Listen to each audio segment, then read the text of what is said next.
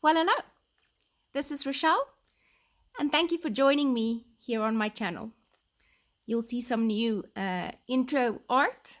Thank you so much, Ansu, for helping me with these. I really appreciate it, more than I can even say. So if you would like and subscribe, I would so much appreciate it.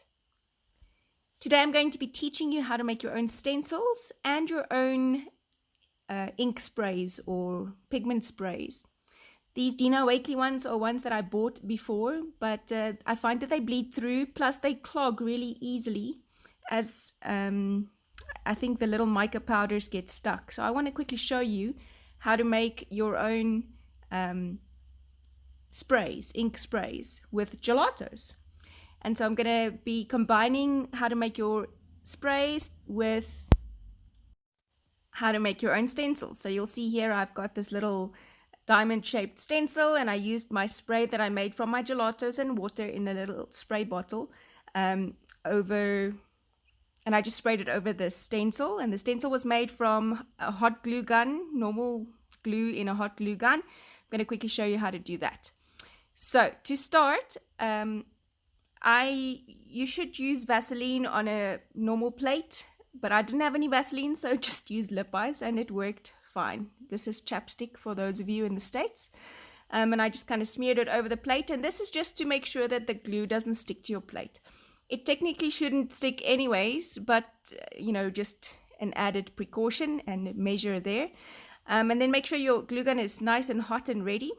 And then what you're going to want to do is have some designs, be it circles or squares or whatever, that kind of overlap. So I'm starting here with a new glue stick, and I had to kind of help it along. And I'm just going to be using circles that overlap. So the ends or the sides of the circle have to touch one another at some place for this stencil to work.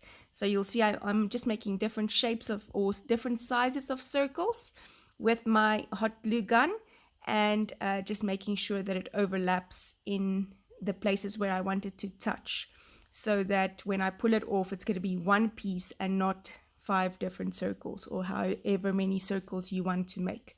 So you'll see I'm literally just taking my time, making sure that the edges on, or the glue that comes out, is nice and thick. If it's not, if it seems a bit thin, I just go over it with the glue gun, because I'm not going to be putting any texture paste or things through this. In other words, stenciling as you would with a flat stencil.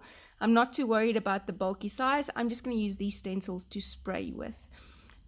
So just laying down, like I said, these different sizes of circles with your glue gun. Take your time, like I said.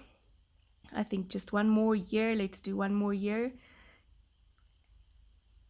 And yeah, squiggly hands. But anyways, so once you're finished with that, you can put your plate aside just to let it dry. Well, wait, let's do another. We want a weird shape. Okay, so we're doing another circle, and when that is done, you can just put it aside and let it dry good and proper. Don't touch it yet. I don't want you to burn yourself or anything like that. You can just put it aside. And then we're going to start making this spray. Sorry for my arm, I'm reaching for gelatos in my new shelf. Thank you, Daddy. Finding some gelatos, and I'm going to be using this translucent color called, the iridescent color called Satellite. And you take your palette knife and you just cut a little sliver of this gelato off into a little palette, any place where you can mix water with it. So if you don't have a paint palette, these are very cost effective, and you can pretty much buy them at any art store. But if you don't have one, do it in a little plate or something that you can add water to so that you can mix it. I'm just kind of making it fine so that it is more soluble quicker. The gelatos, I find, mix with water very well in general. If your pieces are too thick, obviously it's going to take a bit longer to dissolve completely, but it does dissolve in the end. So you'll see on this one, I will add even the little pieces that are left into my bottle so that it is there for when I use it later. It dissolves eventually.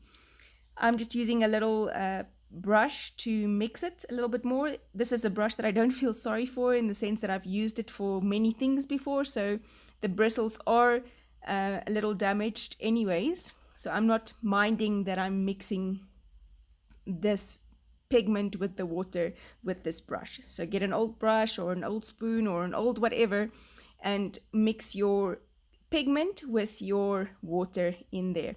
I also find that it's more soluble, or it dissolves quicker when you use slightly hotter water, which I didn't do in this case, but I have found that that works.